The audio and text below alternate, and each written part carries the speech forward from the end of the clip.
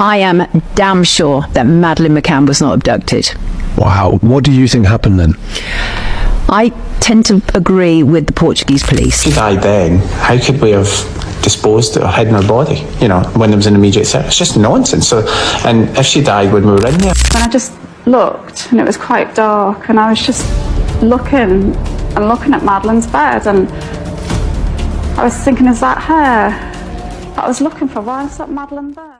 It took just 55 minutes for a family holiday to turn into one of the most disturbing mysteries in modern history.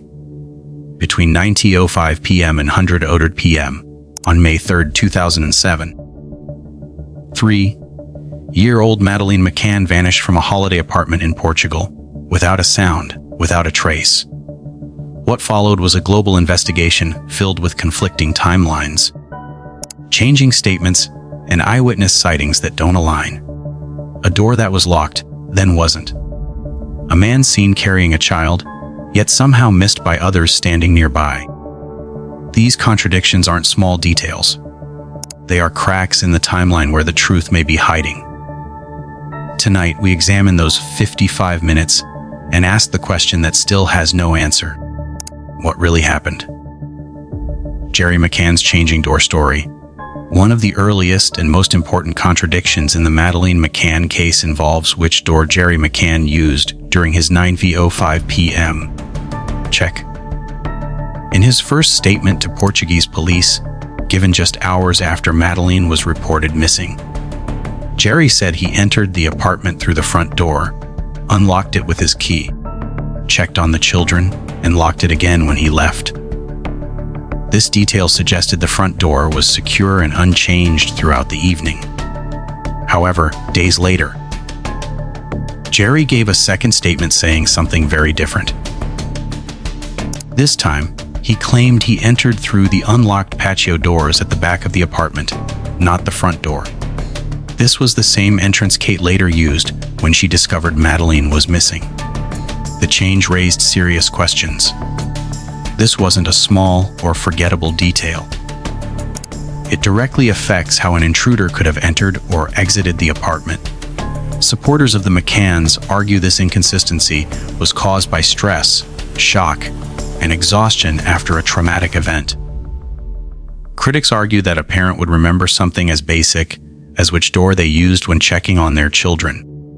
Investigators were troubled because this contradiction altered the entire security picture of the apartment.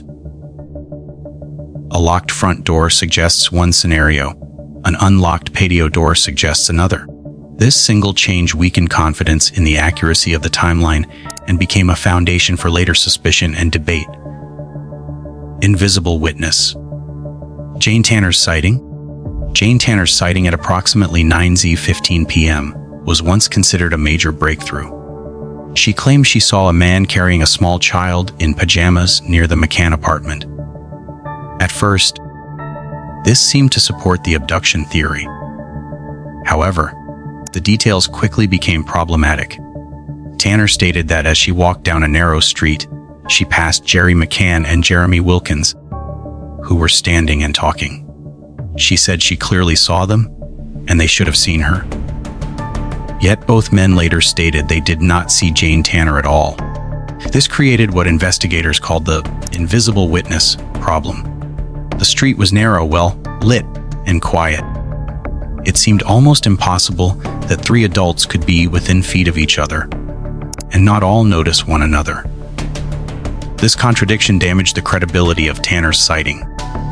Years later, British police concluded the man she saw was likely an innocent tourist carrying his own child back from the resort's child care service. This revelation effectively collapsed what had been treated as the strongest evidence of an early abduction.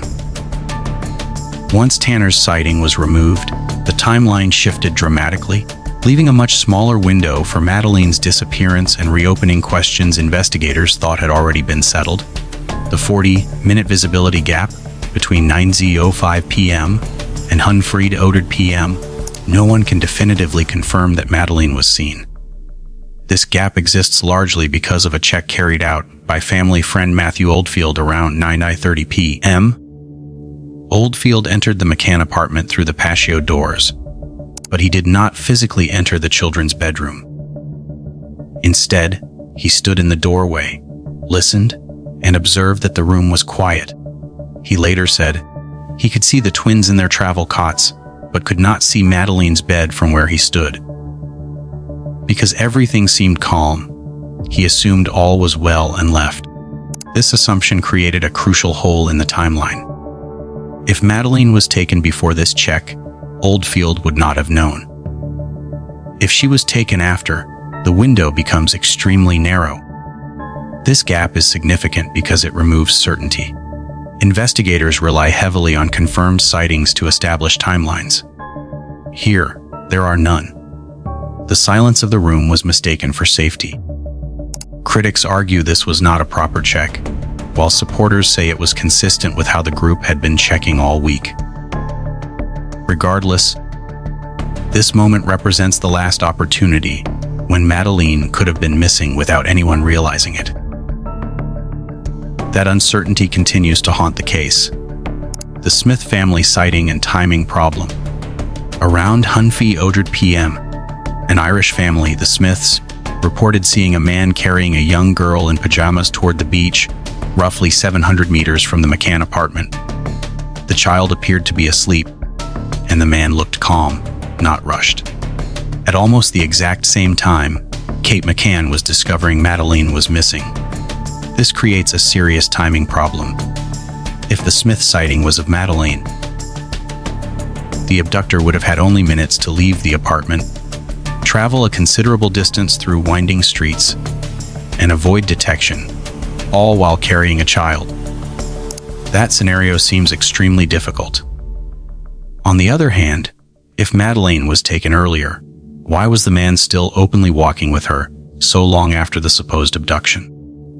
The problem deepens because the Smith family did not report their sighting for 13 days, despite massive media coverage. They later said they did not initially connect what they saw to Madeleine's disappearance. Investigators found this delay troubling, as details can change with time and exposure to news reports. While the Smith sighting remains one of the most detailed accounts, its timing clashes sharply with other known facts, making it one of the most debated elements of the entire case. Martin Smith's shocking identification, the most explosive contradiction, came months later.